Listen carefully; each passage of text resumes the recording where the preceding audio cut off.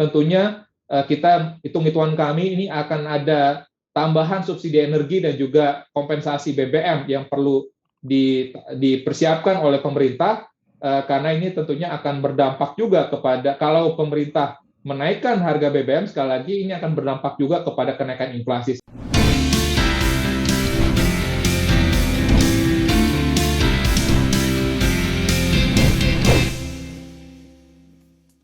Halo Sobat Bisnis, berjumpa lagi di Talks, dan di episode kali ini kita akan ngobrol-ngobrol tentang pemberitaan yang lagi hangat, juga dampaknya nih terhadap Indonesia dan juga perekonomian Indonesia sendiri terutama.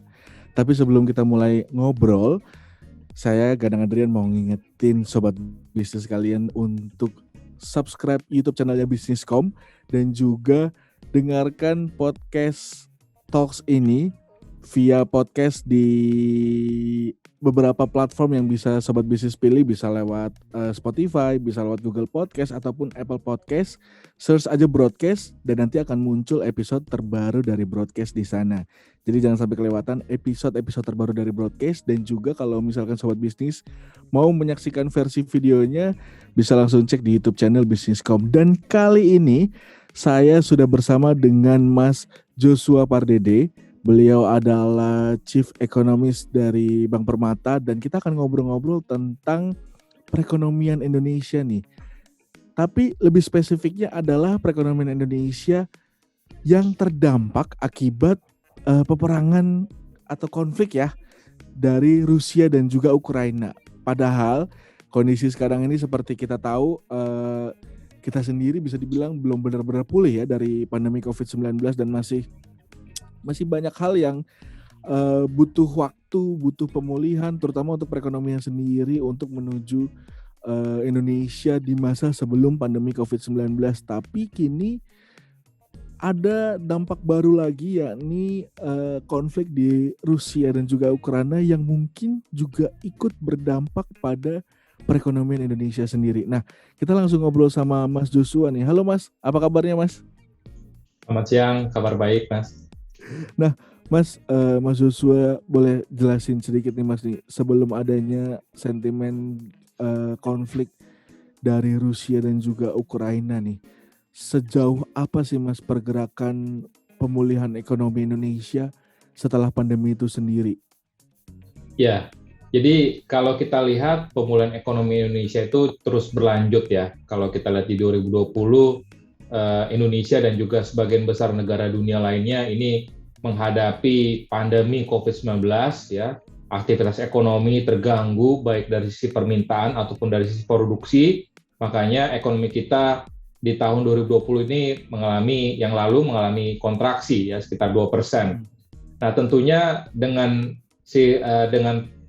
berbagai kebijakan stimulus yang sudah dikeluarkan oleh pemerintah baik dari sisi fiskal ataupun dari sisi kebijakan moneter Bank Indonesia, kita melihat di sini arah pemulihan itu sudah mulai terjadi ya di 2021 ya, dan di mana kita lihat bahwa pertumbuhan ekonomi kita di 2021 berada di kisaran 3,7%.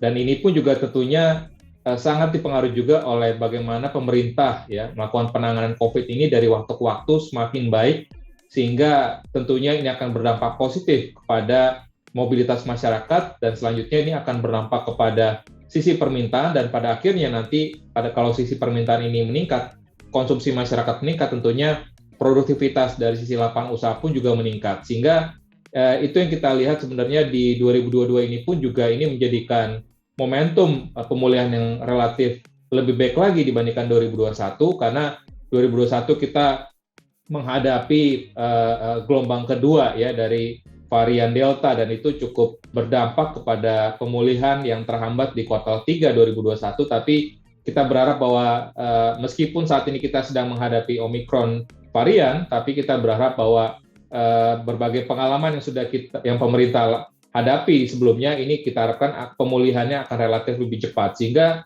secara keseluruhan untuk tahun 2022 ini pun juga kita perkirakan pertumbuhan ekonomi ini akan berada dalam kisaran mendekati 5% ya, dan ini ditopang oleh konsumsi masyarakat dan juga investasi yang kita harapkan ini menjadi dua kunci pemulihan ekonomi di tahun ini. Oke. Nah, kalau itu dari segi progresnya Mas ya, dari segi progres setelah pandemi dan juga apa yang sudah bisa dibilang sudah mulai pulih gitu ya setelah pandemi. Tapi di awal tahun 2022 ini justru terjadi konflik di Rusia dan Ukraina yang bisa dibilang berkepanjangan, dan bisa dibilang juga kita nggak tahu nih sampai dengan kapan konflik ini terjadi. Nah, dampaknya untuk ekonomi Indonesia sendiri seperti apa sih Mas? Di masa yang bisa dibilang tahun ini juga bisa dibilang tahun-tahun emas ya untuk pemulihan ekonomi sendiri untuk Indonesia gitu ya. Dan lebih banyak buruknya kah dampak dari konflik Ukraina dan Rusia, atau ada dampak baiknya juga untuk Indonesia, Mas? Iya, jadi memang kita melihat transmisi ataupun pengaruh dari konflik antara Rusia dan Ukraina ini ada dalam 3 jalur ya. Pertama, kita melihat dari jalur di pasar keuangan ya. Secara umum kita melihat bahwa dengan adanya ketegangan yang meningkat antara Ukraina dan Rusia, bahkan beberapa hari yang lalu Rusia sudah melakukan invasi ke Ukraina, ini mendorong kekhawatiran bahwa kekhawatiran bahwa ini perang ini bisa terjadi dan mungkin artinya bisa berlanjut ya, sehingga kekhawatiran itu akhirnya mendorong investor global untuk mencari aset-aset yang lebih aman ya. Dan dalam kondisi saat ini yang kita lihat di sini adalah safe haven asset katanya seperti itu, dan kita lihat di sini seperti US dollar, lalu juga komoditas emas ya, dan juga beberapa dan juga obligasi pemerintah Amerika Serikat ini menjadi salah satu hedging aset ya, dalam rangka tadi memitigasi risiko yang bisa ditimbulkan dari konflik antara Ukraina dan juga Rusia tersebut. Nah, sejauh ini kita melihat dampaknya di pasar keuangan memang relatif lebih terbatas ya. Kalau kita lihat nilai tukar rupiah Indonesia saat ini masih cukup stabil, masih dalam kisaran 14.300, 14.400 per dolarnya. Lalu juga kalau kita melihat dari sisi IHSG, sejauh ini pun juga meskipun memang akan terjadi koreksi karena tadi kecenderungan dari investor global mencari aset-aset yang lebih aman, ini tentunya bisa memberikan koreksi. Tapi sejauh ini secara tahun kalender ya, dibandingkan dengan akhir tahun lalu, kinerja dari IHSG masih tercatat naik sekitar 290 poin ya, per posisi tanggal 2 Maret ini ya, ataupun naik sekitar 4,4%. Dan juga imbal hasil surat utang pemerintah Indonesia dengan tenor 10 tahun pun juga ini masih relatif.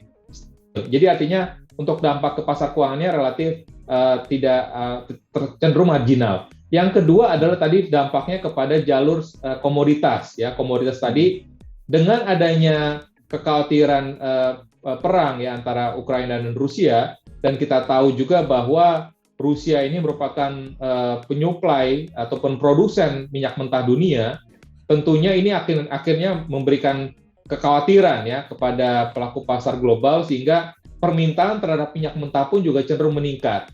Kalau kita lihat saat ini kondisinya untuk minyak mentah Brent ini sudah baik, dan juga WTI sudah di atas $100 per barel.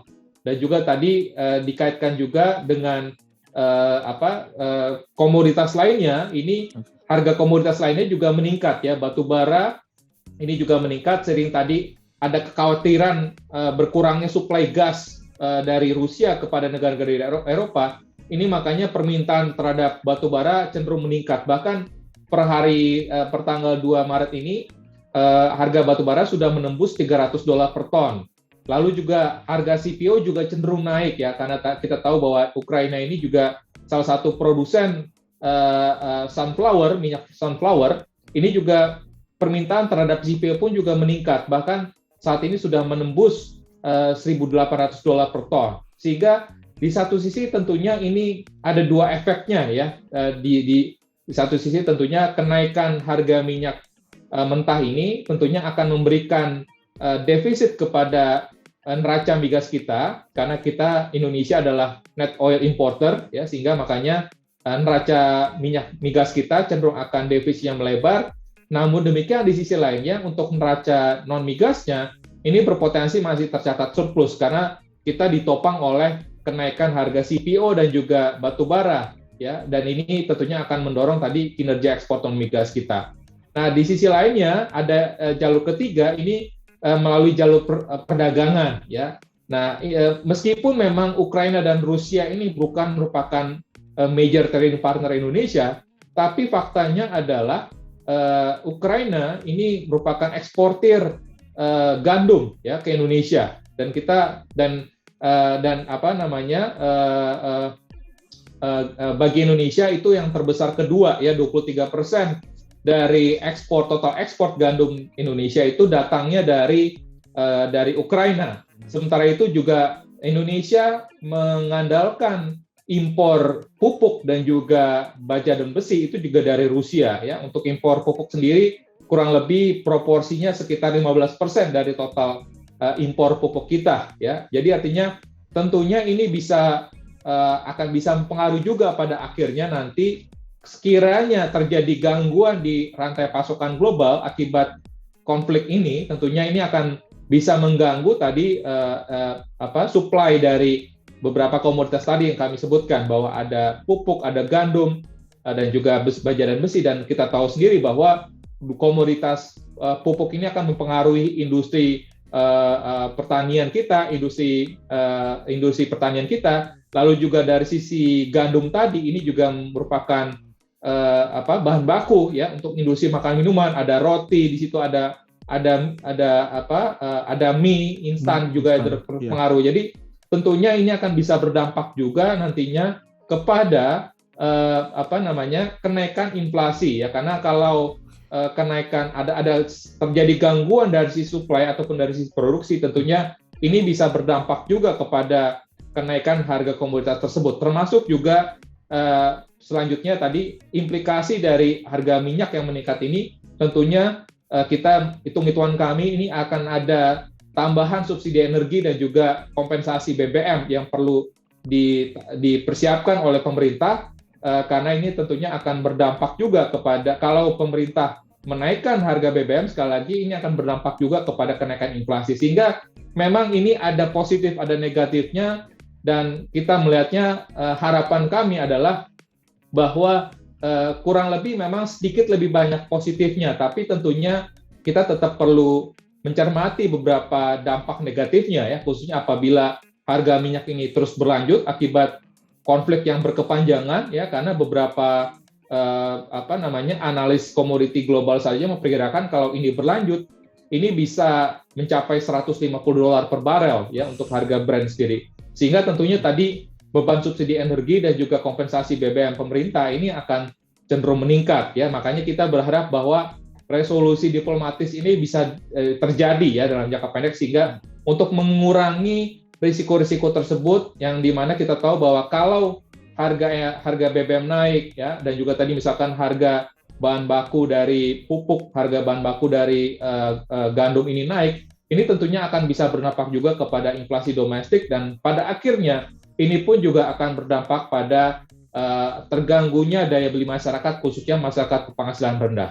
Oke, berkaca dengan dampak tadi ya Mas ya, kenaikan sejumlah komoditas, terus juga gangguan dari segi supply tadi, keuangan negara otomatis akan terbebani dengan menanggung bengkaknya subsidi sejumlah komoditas tadi, terutama minyak ya Mas ya.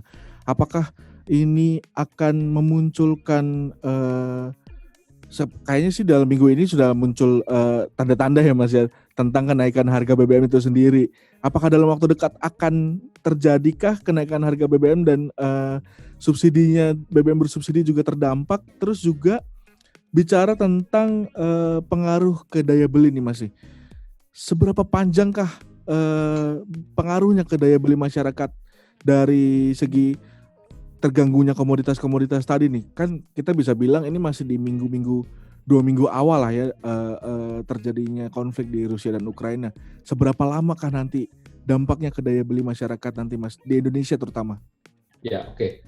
Jadi kalau kita lihat di sini menurut hitung-hitungan kami, model simulasi kami, bahwa dengan asumsi bahwa harga Brent rata-rata di tahun ini dalam level $95 per barel, dan juga kita melihat bahwa nilai tukar rupiahnya berada di kisaran 14.350 per dolarnya dan juga konsumsi sekitar 23 juta kiloliter, ini ada tambahan tadi subsidi energi ya dari Pertalite dan juga kompensasi Pertamax itu sekitar 258 triliun ya. Nah, belum lagi kita bicara terkait dengan subsidi untuk LPG. Jadi kalau kita mengasumsikan bahwa dengan konsumsi LPG 8 juta ton dan juga dengan nilai tukar rupiah yang sama, ini pun juga kita perkirakan akan ada kenaikan subsidi LPG sekitar 33,6 triliun menjadi 100 triliun totalnya ya, sehingga kalau kita hitung kombinasi semuanya ini berada dalam kisaran 250 hingga 300 triliun untuk tambahan subsidi energi dari sisi BBM dan juga tadi dari sisi LPG.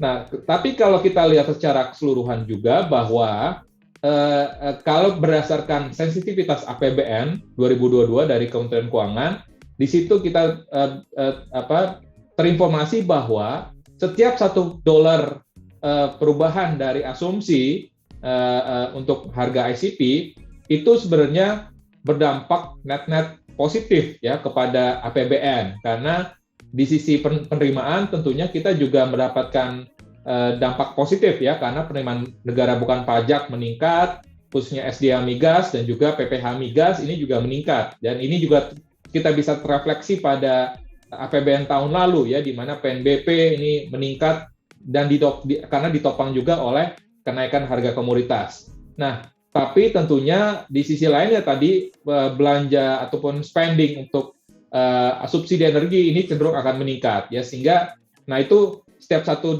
itu perbedaan subsidi perbedaan selisih terhadap asumsi makro yaitu dipatok $63 per barel itu akan mendorong tadi 3 triliun untuk pendapatan. Sedangkan untuk belanjanya itu sekitar 2,6 triliun. Sebenarnya masih ada net sekitar 0,4 triliun ya dampak dari selisih setiap kenaikan $1 per barel untuk harga ICP berdasarkan asumsi makro di APBN 2022. Tapi tentunya tadi ini akan bisa bergerak dinamis lagi tergantung nanti bagaimana besaran kenaikan dari harga minyak mentah globalnya sendiri. Nah, tentunya tadi dikaitkan dengan pertanyaan daya beli ya. Kalau kita lihat kalau tadi sebelumnya mungkin apakah APBN kita masih kuat, tentunya kita melihat bahwa APBN 2022 ini, APBN pemerintah ini cenderung fleksibel ya, dalam artian apabila memang pressure untuk menaikkan harga BBM itu cukup tinggi, artinya kalau tadi ada skenario bahwa konflik ini berkepanjangan ya, dan tadi tidak bisa kenaikannya terus-menerus meningkat, tentunya pemerintah juga perlu mendorong tadi bisa melakukan price adjustment ya. Kemarin saja kan LPG 12 kilo sudah mulai naik ya, dan juga sebelumnya BBM yang non subsidi yang RON 98 pun juga sudah naik di pertengahan Februari. Tentunya ini pemerintah dalam rangka tadi membatasi dampaknya kepada masyarakat penghasilan menengah ke bawah. Tentunya pemerintah mengoptimalkan ataupun berupaya ya apabila supaya dampak kenaikan ini kenaikan price adjustment ini diprioritaskan ataupun diutamakan kepada yang non subsidi gitu ya. Artinya supaya jangan sampai yang masyarakat penghasilan menengah ke bawah ini terganggu daya belinya. Dan apabila memang pemerintah mau nggak mau tadi perlu menaikkan Pertalite misalkan ya, ini pun juga tentunya pemerintah perlu menyiapkan tadi anggaran bansos ya, karena ini penting sekali dalam rangka mendukung tadi pemulihan dari sisi konsumsi masyarakat. Karena kalau kita lihat pemerintah sendiri masih mengalokasikan anggaran PEN tahun ini sekitar 455 triliun. Dan ini pun juga tentunya untuk bagaimana mendorong lagi pemulihan dari sisi daya beli masyarakat. Dan tentunya tadi kalau ini tadi harga minyak naik, harga misalkan tadi harga gandum ya, dan juga harga produk pertanian karena pupuknya naik, ini juga dikombinasikan misalkan dengan kenaikan harga lainnya ya, misalkan kalau kita lihat kan PPN ini akan segera naik nanti bulan April ya sebesar 1%, meskipun dampaknya tidak signifikan, tapi tentunya ini pun juga kita perlu harus perhitungkan gitu ya. Dan apalagi kalau kita lihat saat ini masih ada kelangkaan misalkan minyak goreng ya, dan juga beberapa kebutuhan pokok lainnya, dan ini pun juga momentumnya mendekati bulan Ramadan, satu bulan lagi. Tentunya ini akan bisa mengganggu tadi daya beli masyarakat, dan juga pada akhirnya akan bisa mengganggu juga pemulihan ekonomi Indonesia di tahun ini akibat dampak dari yang ditimbulkan dari melalui jalur komoditas ataupun dari jalur perdagangan tadi ya, sehingga pemerintah tadi perlu menerapkan berbagai strategi dalam rangka tadi membatasi dampak apabila BBM harus dinaikkan ya. Kalau tadi skenarionya adalah harga minyak mentah internasional ini terus naik seperti itu. Oke. Nah, apakah terutama untuk dari segi penyesuaian harga BBM ya Mas ya, apakah ini bisa dibilang penanganannya untuk tahun 2022 ini sama dengan 2014 lalu? Karena berkaca dari situasinya di 2014 hampir-hampir mirip, dan juga kalau sekarang sih kelihatannya pemerintah lebih cenderung berhati-hati mungkin ya untuk penyesuaian harga BBM ini sendiri, karena kemarin berdampak dari setelah pandemi, terus juga pemulihan ekonomi sedang berlangsung, tapi harga minyak mentah dunia mengalami kenaikan. Jadi kelihatan agak sedikit lebih berhati-hati dan banyak pertimbangan mungkin ya Mas ya. Apakah situasinya hampir-hampir mirip dengan 2014 dan bisa menyamakan tindakannya gitu Mas ya, nanti untuk penyesuaian harga BBM itu sendiri Mas? Ya, saya pikir betul ya bahwa 2014 pada saat pemerintah juga menaikkan harga BBM itu juga dipengaruhi oleh tren harga minyak mentah yang juga meningkat pada saat itu. Ya, tapi yang membedakan adalah kondisi 2014 ekonomi kita tidak menghadapi pandemi COVID-19 ya. Sehingga konsumsi masyarakat pada saat itu pun juga sebelum pemerintah menaikkan harga BBM 2014 itu konsumsinya masih tumbuh di atas 5% ya. Dan kalau kita lihat 2021 kemarin, meskipun konsumsi sudah tumbuh ya, sudah tumbuh positif dari 2020 yang terkontraksi negatif, tapi kenyataannya bahwa konsumsi rumah tangga tersebut secara tahunan masih di kisaran 2%. Ya, 2% ini masih di bawah level potensinya ya. Dalam kondisi sebelum pandemi sendiri itu pertumbuhan konsumsi rumah tangga itu bisa tumbuh 5%. Jadi artinya memang ini menjadi salah satu pertimbangan yang sangat dipertimbangkan masa oleh pemerintah, karena apabila pemerintah melakukan penyesuaian harga BBM khususnya kepada yang menyangkut tadi masyarakat banyak ya, artinya misalkan BBM RON 90 ya, tentunya ini akan berdampak luas kepada masyarakat, dan biasanya ini akan ada second round efeknya ya. First round efeknya tadi harga BBM yang dibayarkan meningkat ya. Lalu yang kedua nanti transportasi tarif transportasi meningkat, untuk pengangkutan juga meningkat, sehingga sejumlah barang-barang dan secara agregat pun juga kebutuhan bahan pokok pun juga akan meningkat juga, sehingga ini dikhawatirkan tadi akan mengganggu daya beli masyarakat, khususnya masyarakat berpenghasilan rendah seperti itu. Kalau tadi kita udah bicara tentang berbagai dampak yang bisa dibilang berpengaruh ke harga-harga kebutuhan pokok dan juga harga BBM. Nah, untuk sisi positifnya Mas, dari konflik Rusia dan Ukraina nih, bagaimana kita harus memanfaatkannya, terutama untuk perekonomian Indonesia Mas? Ya, jadi tadi kalau kita lihat di dari sisi bagaimana pasar keuangan ya, ini juga kita melihat rupiah dan juga pasar keuangan domestik kita ini meskipun cenderung melemah, tapi pelemahannya cenderung terbatas ya dibandingkan dengan negara-negara maju lainnya ya. Dan saya pikir ini pun juga sangat ditopang oleh tadi faktor positif yang kita peroleh dengan adanya kenaikan harga komoditas global, termasuk juga CPO dan juga batu bara ya. Karena kenaikan harga komoditas ekspor tersebut ini juga akan berdampak positif kepada neraca perdagangan ya. Kalau neraca perdagangan kita tercatat surplus, ini pun juga akan berdampak kepada neraca transaksi berjalan ya. Kalau defisit transaksi berjalan kita kecil ataupun justru bahkan bisa bertahan surplus ya, seperti kondisi 2021, ini tentunya supply falas di dalam negeri pun juga cenderung akan cukup terjaga ya. Artinya ini akan membatasi pelemahan rupiah lebih lanjut, dan pada saat rupiah cenderung stabil tentunya daya tarik investasi pun juga akan tetap menarik ya. Makanya kalau kita lihat secara tahun kalender saja di net investor asing masih membukukan net buy di pasar saham sekitar 1,6 miliar US dollar, dan juga di pasar obligasi ada kenaikan sedikit ya, ada kepemilikan investor asing itu kurang lebih sekitar 5 triliun ya. Nah, tapi yang perlu kita cermati juga, dan ini menjadi salah satu kita lihat bahwa sisi positifnya lagi adalah dengan tadi supply falas yang cukup terkendali, lalu juga nilai tukar stabil, pasar keuangan domestik juga kita harapkan stabil, ini pun juga akhirnya mendorong apabila Bank Sentral Amerika Serikat sudah mulai menaikkan suku bunganya di tahun ini, di bulan Maret tahun ini, 2022 ini, tentunya harapannya dampaknya kepada nilai tukar dan juga pasar keuangan kita pun juga kita harapkan lebih terbatas ya, karena ini menjadi salah satu modal yang cukup baik bahwa kita memiliki fiskal defisit yang terus menurun, lalu juga cadangan devisa yang meningkat karena tadi didukung oleh neraca perdagangan kita yang surplus dan juga neraca transaksi berjalan yang relatif masih manageable, sehingga ini menjadi salah satu menunjukkan bahwa faktor fundamental ekonomi kita kuat, sehingga harapannya ini dapat menangkal ya ataupun membatasi efek yang bisa ditimbulkan juga dari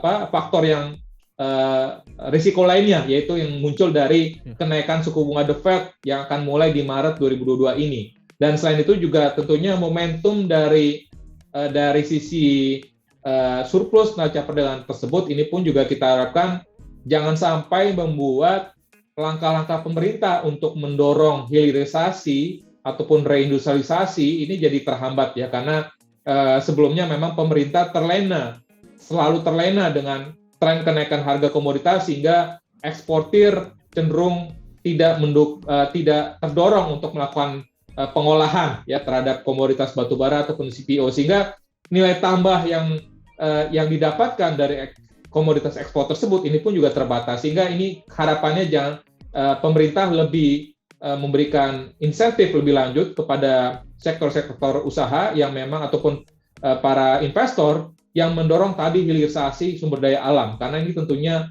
akan membuat kinerja ekspor kita akan lebih sustainable ke depannya dan juga akan mendorong sektor industri manufaktur domestik kita.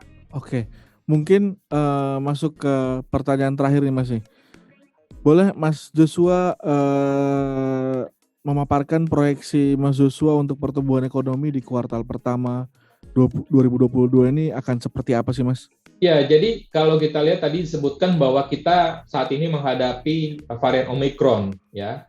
Nah, tapi sekalipun pemerintah melakukan pengetatan level PPKM di berbagai daerah di Indonesia, namun kalau kita lihat sejauh ini pengetatan tersebut tidak sampai berdampak lebih dalam ya dibandingkan dengan pada saat pemerintah memberlakukan PPKM darurat pada saat varian Delta ya, sehingga makanya mobilitas masyarakat pun juga bisa kita lihat dengan kasat mata untuk lalu lintas di jalan raya saat ini masih cukup ramai, cukup padat, lalu juga pengunjung di pusat-pusat perbelanjaan pun juga masih tetap penuh gitu. Artinya pemerintah ini terus di sisi lainnya memang pemerintah terus mendorong percepatan vaksinasi dan juga vaksin booster saat ini ya, sehingga kita harapkan ini menjadi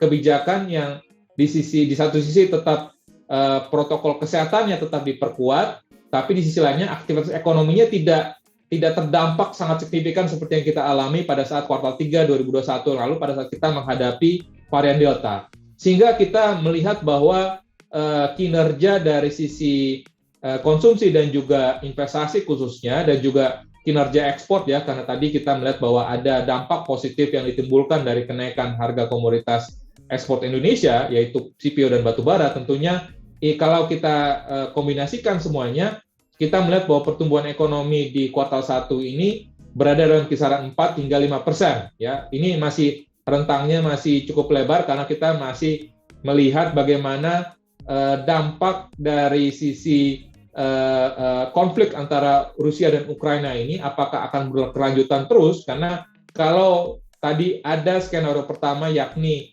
terjadi resolusi diplomatis antara kedua belah pihak, tentunya ini akan bisa membatasi risiko perlambatan ya, karena tentunya di sisi yang lain tadi karena apabila terjadi kenaikan harga BBM tentunya ini juga bisa berdampak kepada perlambatan ekonomi, sehingga sejauh ini kami masih memproyeksikan bahwa pertumbuhan di kuartal 1 2022 ini masih dalam kisaran 4 hingga 5%. Oke.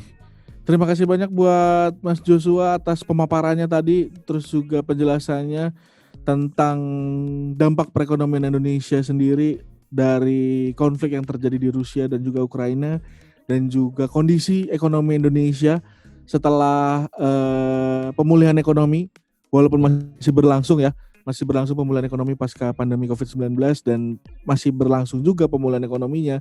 Dan semoga apa yang dijelaskan oleh Mas Joshua tadi bisa bermanfaat juga untuk sobat bisnis dan juga bisa memberikan gambaran seperti apa kondisi perekonomian Indonesia saat ini, dan bagaimana kita sebagai masyarakat juga ya untuk menghadapi dampak-dampak dari konflik di Rusia dan juga Ukraina.